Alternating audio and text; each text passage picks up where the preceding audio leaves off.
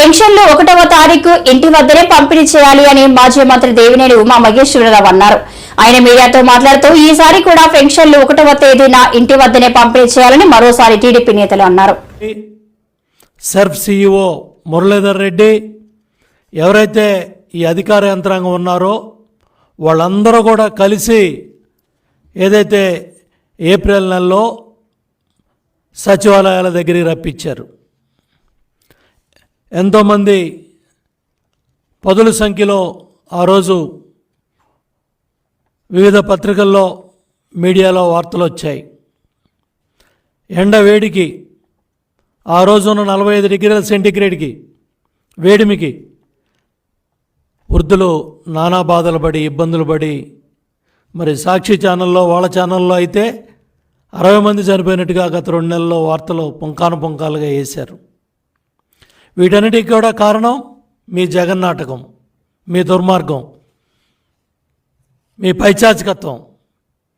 రాజకీయ క్రీడలో అధికార యంత్రాంగాన్ని అధికార పార్టీకి లబ్ధి చేయాలని అమాయకులైన పింఛన్దారుల్ని నానా బాధలు పెట్టారు. మహిళలను కానీ వృద్ధులను కానీ అవ్వలను కానీ తాతలను కానీ. ఏప్రిల్ నెలలోనేమో సచివాలయాల చుట్టూ రప్పించారు. మే నెలలోనేమో బ్యాంకుల చుట్టూ తిప్పారు.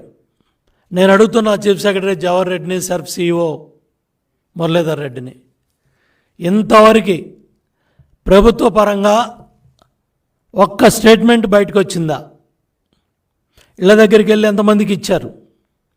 బ్యాంకుల్లో ఏ బ్యాంకుల్లో ఎంతెంత డబ్బు వేశారు? ఇప్పుడు దాకా ఎంత విత్డ్రా చేశారు? ఎంతమంది తీసుకున్నారు? ఎన్ని ఇబ్బందులు పడ్డారు? ఆధార్ దెమ్మనొకడో, పాన్ దెమ్మనొకడో, ఈ బ్యాంక్ అదనొకడో, ఆ బ్యాంక్ అని సచివాలయ సిబ్బంది ఏ బ్యాంకులో ఉందని ఇళ్ళకెళ్ళి చెప్పి రమ్మన్నారు. అదే సిబ్బందితో ఆ డబ్బులు వెళ్ళి ఇంటి దగ్గర ఇవ్వడానికి ఏమి నొప్పి అని నేను అడుగుతా ఉన్నా చీఫ్ సెక్రటరీ జవహర్ రెడ్డిని. అయిపోయింది కదా, ఎన్నికలు అయిపోయాయి. ఇంకా మీ కుట్రలు ఆపండి, మీ కుతంత్రాలు ఆపండి, మీ దుర్మార్గాలు ఆపండి. జరిగిన అన్యాయాన్ని ఒకసారి చూడండి, జరిగిన నష్టాన్ని చూడండి. వాళ్ళు పడ్డ బాధలో మానవత్వం ఉంటే ఇమీడియట్గా స్పందించండి. ఈ నెలలో బ్యాంకుల్లో వేసిన డబ్బులు ఏ బ్యాంకుల్లో ఎక్కడెక్కడ ఎంత డబ్బు పడింది జిల్లాల వారీగా, రాష్ట్రం మొత్తం ఎందుకు ప్రభుత్వం ఈ వాస్తవాలన్నీ బయటపెట్టలేదు? ఎంత డబ్బు, ఇప్పుడు దాకా ఆ డబ్బు ఎంతమంది విత్డ్రా చేసుకున్నారు? ఇంకెంతమంది తీసుకోలేకపోయారు? ఈ నెలలో నెలాఖరు కల్లా 31 కల్లా ఆ డబ్బంతా కూడా సచివాలయాలకు వెళ్ళాలి, సిబ్బందికి వెళ్ళాలి.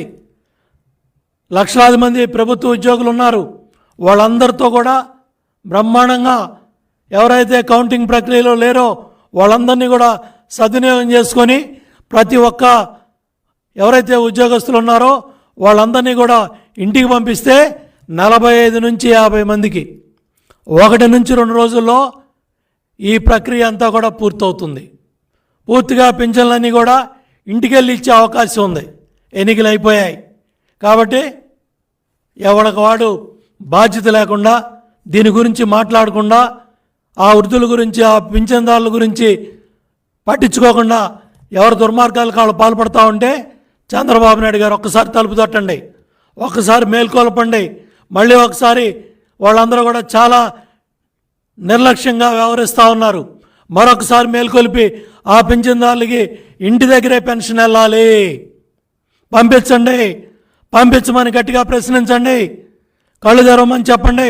చీఫ్ సెక్రటరీకి ఎన్నికలు అయిపోయాయి, జగన్మోహన్ రెడ్డి పని అయిపోయింది, ఇంకా మీరు స్వామిభక్తి కట్టిపెట్టండి.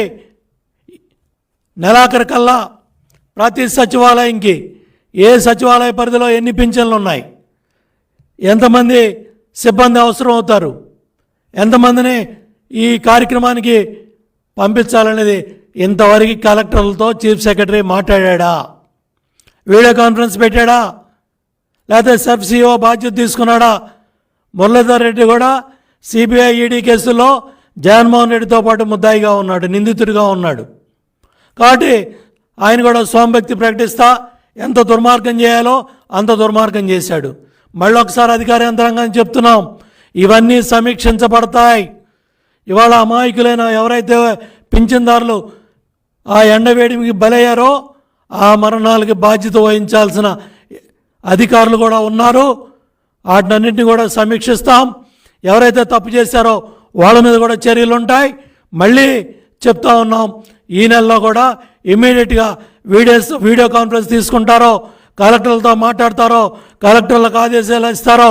చాలా క్లియర్గా చీఫ్ ఎలక్షన్ కమిషన్ దగ్గర నుంచి ఆదేశాలు వచ్చాయి, సిఇఓ దగ్గర నుంచి ఆదేశాలు వచ్చాయి.